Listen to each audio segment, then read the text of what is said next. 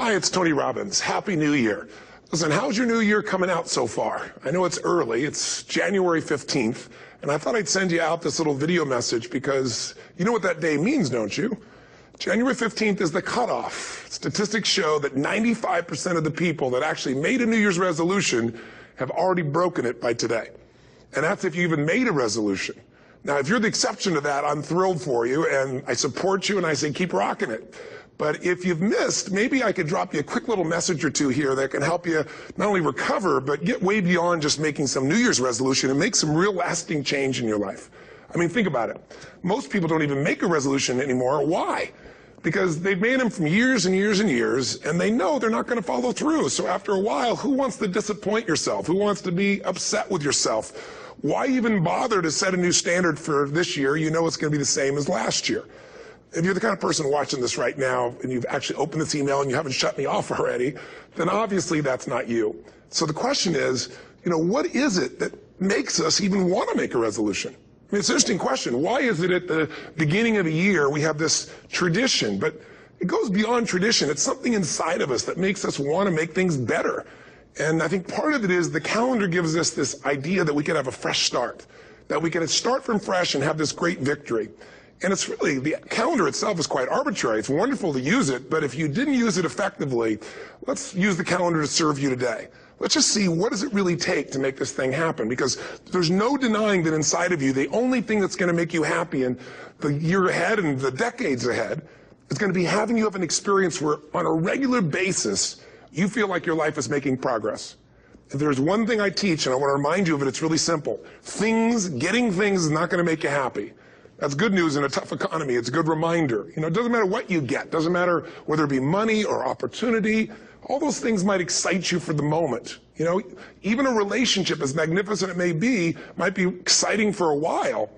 But if you don't keep growing, that relationship isn't going to stay exciting. So the secret to real happiness is progress.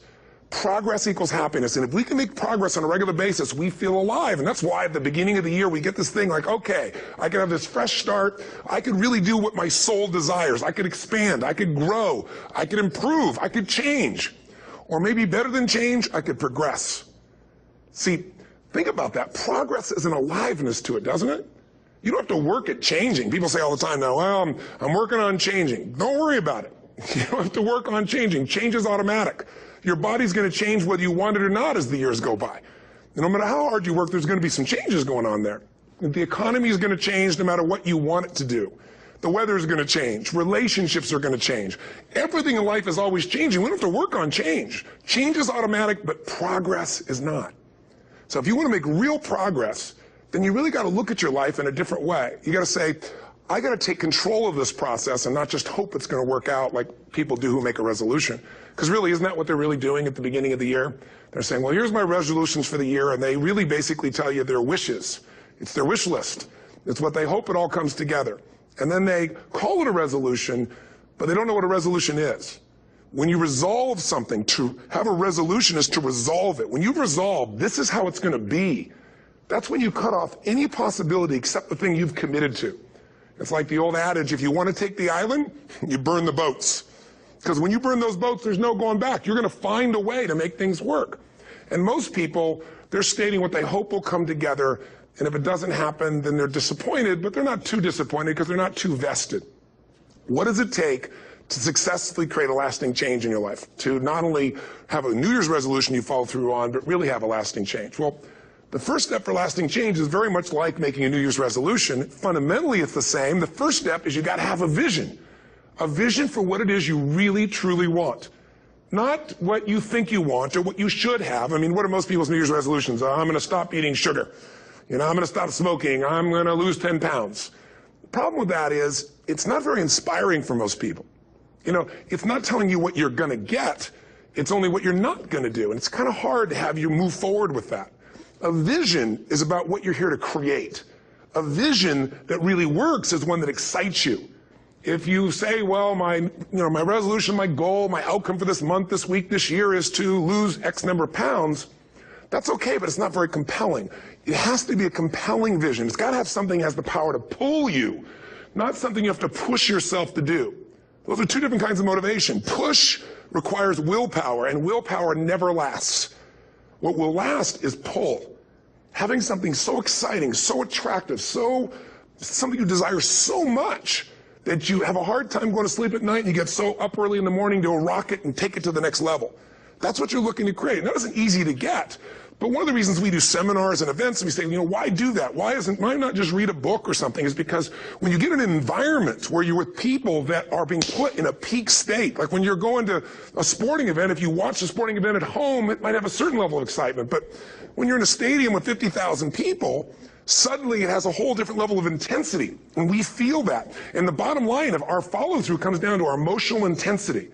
In a different state of mind, you're going to come up with a much better and a more exciting vision than if you're sitting on the couch going, okay, what are my new resolutions for this year? And you're doing it the morning after the new year has started and you're a little inebriated and the football game's on in the background. Probably not going to have the power of focus there. Probably not going to have the power of the energy to create something that's going to pull you for this year. And you got to do that. So it's got to be a vision that's compelling. Something that it's going to be a gift to make sure that it happens. And also, along with that compelling vision, you got to have strong enough reasons that you're going to follow through when the going gets tough. That's one of the biggest things missing for most people. They say, this is what I want to do.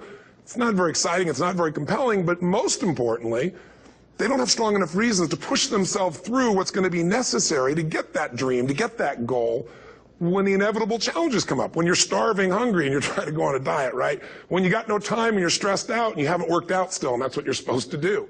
When the economy gets tight and what you thought you're going to do doesn't work, and so you give up on the goal instead of finding another way to get there. You don't let the fear take you over if you've got strong enough reasons.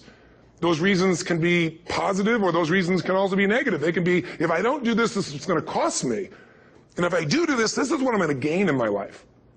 Reasons come first, answers come second. If you get a compelling vision and you got strong enough reasons that will push you through the tough times, you're going to do things other people don't do. Instead of collapsing, even if you get off target, you won't go, oh, I blew it. You'll get right back on target, make the change, make things happen. And I know you've done this in many areas of your life. Just think about it again. I'm not teaching you something really new here today. I just want to remind you of what your soul knows. You got to change, you got to improve, and you got to go through a simple process fundamentally to make that progress.